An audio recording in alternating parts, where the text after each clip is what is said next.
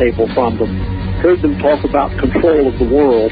And I want to say emphatically to every person out there in your listening audience, there positively is a group of people on the face of the earth who control the world. Indeed. Now, stand by right there, Lindsay, please. A great place to pause. We'll take our break and come right back with Pastor Lindsay Williams. Okay, let's get back to Lindsay Williams and get his take on the oil disaster in the Gulf. Go ahead, Lindsay. Let's consider, first of all, what they were trying to do in the Gulf of Mexico. In order to do that, let me go back to what Russia did when they drilled the Kola SG-3 wells and went down to 40,230 feet depth. This is the deepest that any oil rig well had ever been drilled in the history of mankind. Right. They found massive amounts of crude oil. Russia today has become one of the leading sources of crude oil on the face of the earth. It not only provided Russia with the crude oil necessary, but it caused the rewriting of the textbooks on crude oil. First of all, crude oil is not a fossil fuel. Russia proved this when they went down there. They went down to a depth where it was a total impossibility for there to have been any decayed matter that would cause such a thing. And what they found was massive, oil of the immensity that no human being has ever even dreamed of before. Yep. And they found that the oil at that depth is seeping up into many of the fields at a much shallower level, such as Prudhoe Bay and other places. By the way, they said many years ago when I was there that Prudhoe Bay would have a life expectancy of 20 years, and here we've gone by 35 years, and they're still drilling, and they have all the oil they could possibly want. Mm-hmm. Those fields are replenishing themselves, and what Russia found out was that oil is not a fossil fuel, and that it is being created by some chemical process down in the heart of the earth, and they're not quite sure what it is, because the only thing they have is a well going down there. They can't actually see what the chemical process is, but it is replenishing itself in such a manner that it is likewise seeping up into the upper field, replenishing them. Well, when Russia did this, I'm quite sure that the biggest oil company on the face of the earth, now you do realize, of course, that BP is the largest oil firm in the world, and I'm quite sure that they wanted to find a place where they could do the same thing that the Russians had done, and it's my belief that that's what they were attempting to do, and they found the right spot. Of course, naturally, they picked the spot they wanted, mm-hmm. but it required them to drill in 5,000 feet of water. This, of course, made the rig very vulnerable. And then they went down from there 30,000 feet into the earth. Now, they basically were trying to do the same thing that the Russians had done and hit that massive amount of oil that was down there somewhere in the depths, and they did.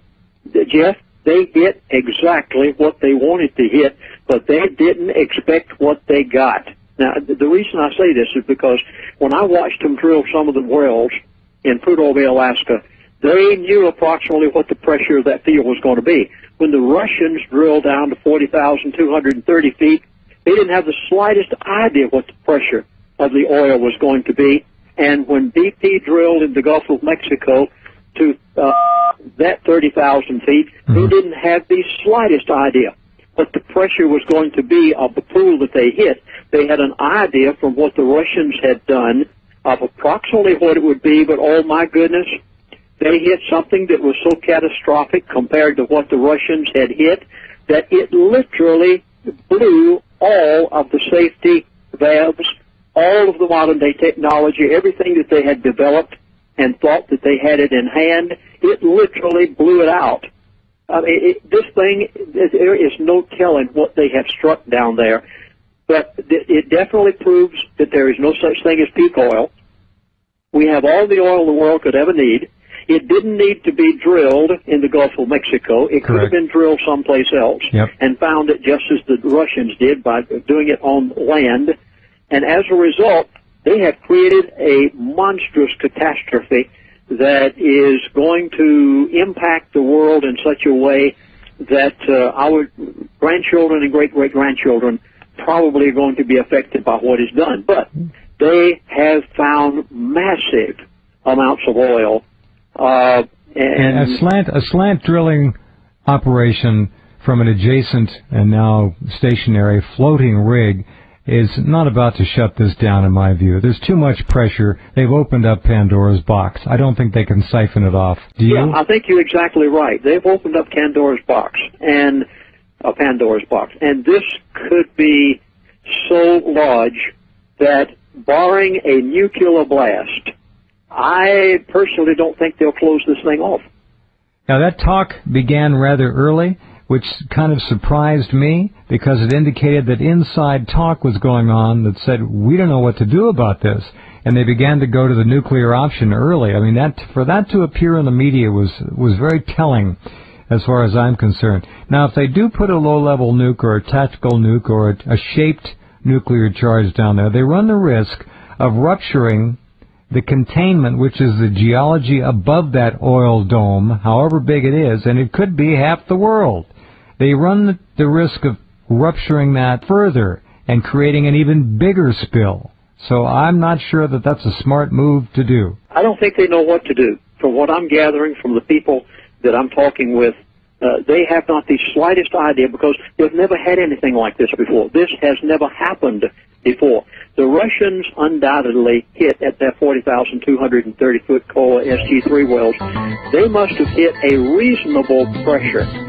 And I think BP was probably expecting approximately the same amount of pressure that the Russians had gotten. And they got something so much bigger than what Russia ever hit as far as pressure on the field is concerned, that it literally did something that has never happened before. We need to remember also that the Russians did not have to deal with methane hydrate, that frozen form of gas sitting all over the bottom of the ocean.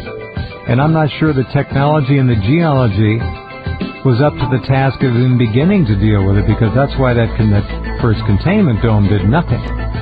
The methane hydrate got up in there and ice crystals and blocked the pipes, the extraction pipes, immediately. So this is a real issue, and I don't think it's going to be turned away anytime soon. I agree with Lindsay. And the potential could be anything. Okay, we're back talking with Lindsay Williams. Pastor Williams, it is obvious when one looks at that video of the overflight, there is nothing that can be done to contain this oil. Zero. Those boats might as well be back anchored at harbor somewhere. Nothing. And this slant drilling is going to have to go on now. That'll take 2 to 3 months. And what are they going to do? The pressure is unprecedented. One well is not going to be able to drain that pressure off. I don't see it. Just don't see it. I think they're into something that they had no business getting into. I think we've gone too far this time. It's kind of like the first atomic bomb. You begin the nuclear age, and where do you stop it? Well, we see where we've stopped it, and we haven't. So we've got something that has the potential. Now, there are a lot of people out there saying, and they tend to gravitate immediately to the worst of the worst of the worst, but this does have the potential to pollute the world's oceans, unless it stops. And if they put a small tactical nuke down there, and it fractures the opening, and it's getting bigger all the time just because of friction. If it fractures that opening, what are they going to do then? The answer? Nothing. And maybe the answer right now is nothing. Maybe there's nothing they can do. I don't know. I think in time somebody will figure something out, but it may be just a halfway measure. It may turn out to be only marginally effective. This is an monumentally stupid thing to do. I think we've really stepped across the line this time. Well, now let's go to the truth. Sometimes the truth is the most absurd thing there is. But let's just go to the truth. We didn't need that oil in the first place. Thank you. Now, keep in mind what BP is. BP is not an American oil company. BP is British Petroleum. They were trying to do something in the Gulf, similar to what the Russians had done, and work into a strata of oil that no one had ever gone into prior to the Russians drilling their Kola SG-3 wells. But we did not need any of that. We didn't need anything from the lower strata. Those out in your listening audience, I'm quite sure, they have heard the word Bakken. The Bakken is the largest domestic oil distributor